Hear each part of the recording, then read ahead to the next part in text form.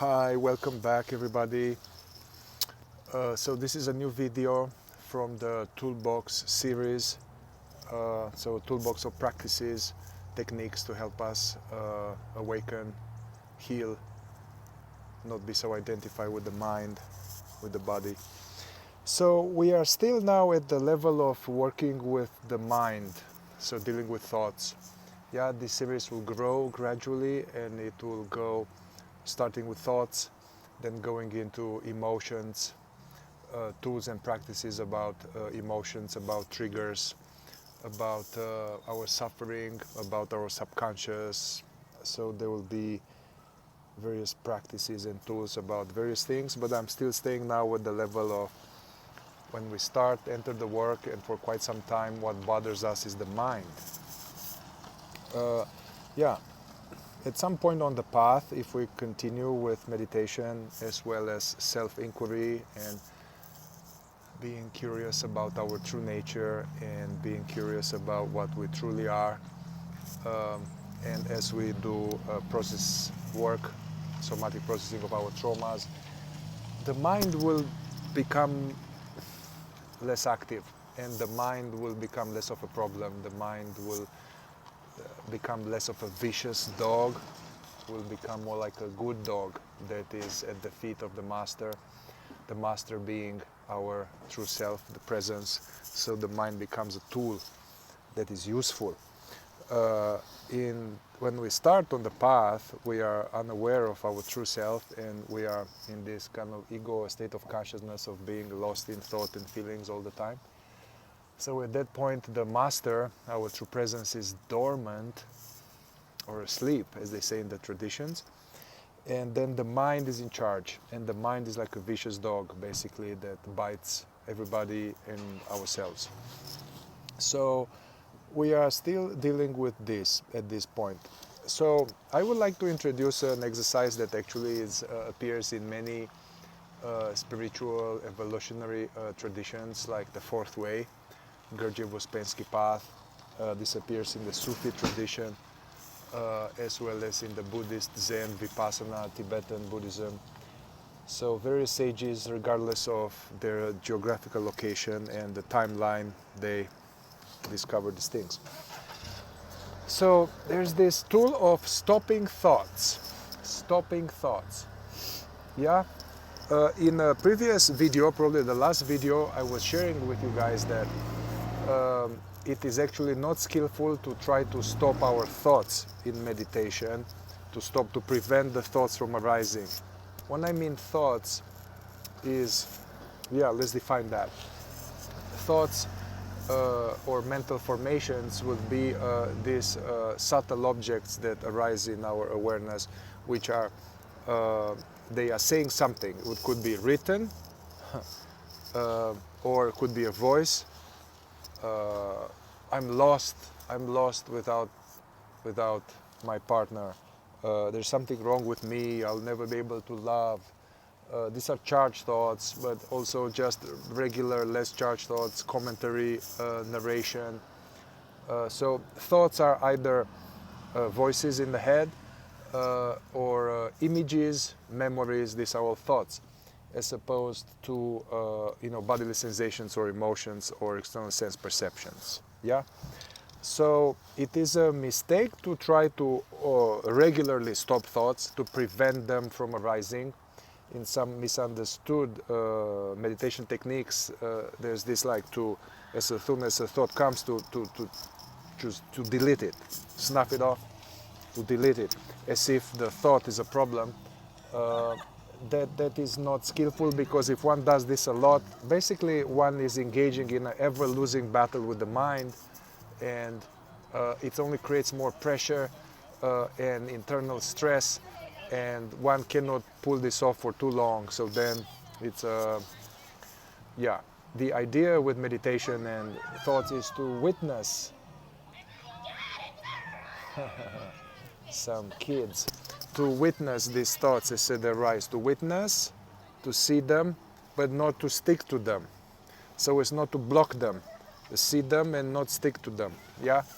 The ultimate gain here about all of these exercises is to realize that I am not the thoughts, that the thoughts appear to awareness, they appear to me as this presence that is witnessing.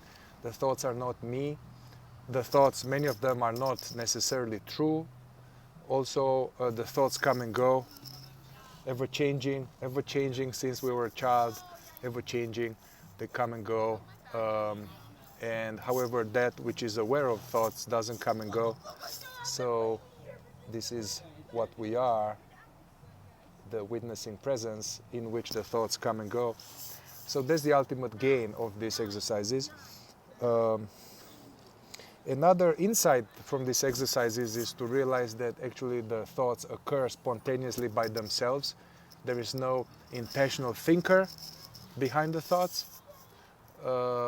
It's more like when it rains, it snows, there's sun, there are clouds. Nobody is clouding, nobody is raining, it's just raining is happening. So part of this teaching and all this applying these exercises, one will have these glimpses that the thoughts are like a cosmic phenomena, cosmic event. It's not personal, like the weather. We have no idea what thought will come next. If you sit down for a few minutes, just looking at the clock, even the tick of the clock, you have no idea what thought is going to come next. I don't know what thought is going to come next year, it's just happening. So, coming back to this exercise.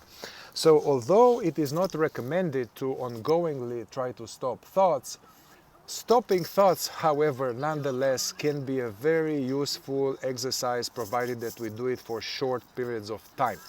Something along the lines of 5-10 minutes on the clock. So here's the exercise.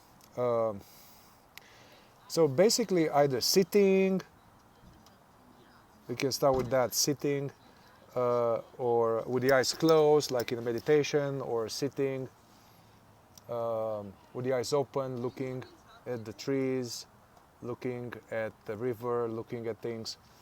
First of all, to get oneself very present, yeah, so I'm present to the present.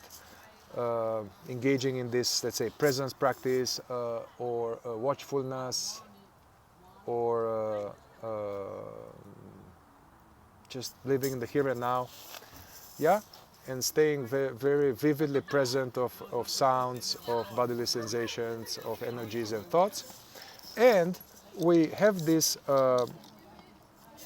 aim for maybe 10 minutes or 7 minutes on the clock, you can put a timer, to as soon as a thought comes, to notice and not engage with it.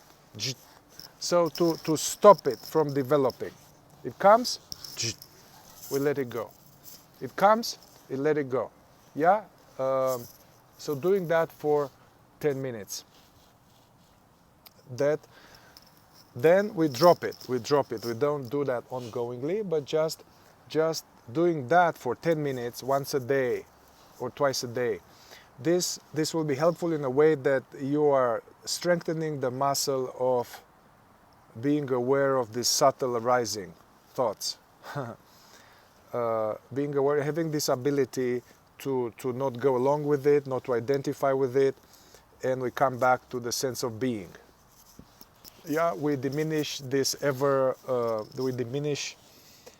chronic tendency to be asleep with the mind, to fall asleep. Yeah, so this is the exercise. It can be done also as you are walking. So as you are walking, again, remember to keep it, this is a short-term exercise. Yeah, this is for 10 minutes maximum. Walking around, when you walk, be aware of the contact with the floor, be aware of the sounds, be aware of sights, deeply present like a tiger walking in the jungle. And thoughts will come, yeah? Just noticing them, and like not going along with them, letting it go as soon as it arises. Yeah, that will happen is that the actual thought wave will be like, will deflate, will fade away. And coming back to the present and doing that for 10 minutes. The same exercise can be done while driving. Make sure you do it for short term. Yeah, this is more like a consciousness gym, consciousness push-ups. Develop the muscle of not sticking to the mind. Yeah. All right, so this is the exercise for today. There are different variations of this stopping thought exercise that I will share in different future recordings. I want to keep this short. But once again, the purposes of this exercise is to not so much to stop the mind, because we can't do it, but to develop the ability to be less asleep with the mind, to be less identified with the mind, to catch it as it arises. At a deeper level, actually the mind is going to slow down.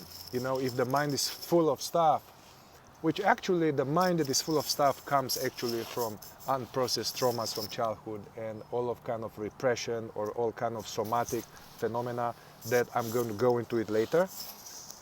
So a lot of this active thinking comes from feelings that we are not in touch with, and traumas and all kind of triggers. So it plays out in a chronic state of monkey mind.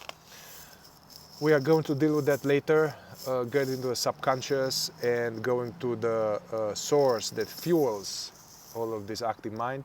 But there's a type of work necessary to do at the conscious level, like as the mind arises, what to do with them. And how to be less at the effect of every thought that comes along. All right, so that's the exercise for today. Stay tuned. And as I said before, that just try to make this practical. Play with them. And also all of these exercises that I'm sharing here and all that I'm saying here, I have not created them. I didn't invent this. This comes from time-honored traditions that were helpful for me. My advice, just as traditions advised me, don't believe me. Don't believe all of this. However, try to be open. Try to verify for yourself by practicing these things, applying them. Feel free to send me any comments here, any questions or any topic of interest that you might have to include in this ever-growing toolbox series. Yeah, so this toolbox is dedicated to all the teachers and guides that I had in my life who spent time sharing nuggets of wisdom. So it's dedicated to all that. And it's dedicated also to this amazing rock band called Tool that I deeply love. So here we go. Stay in touch. Ciao, ciao.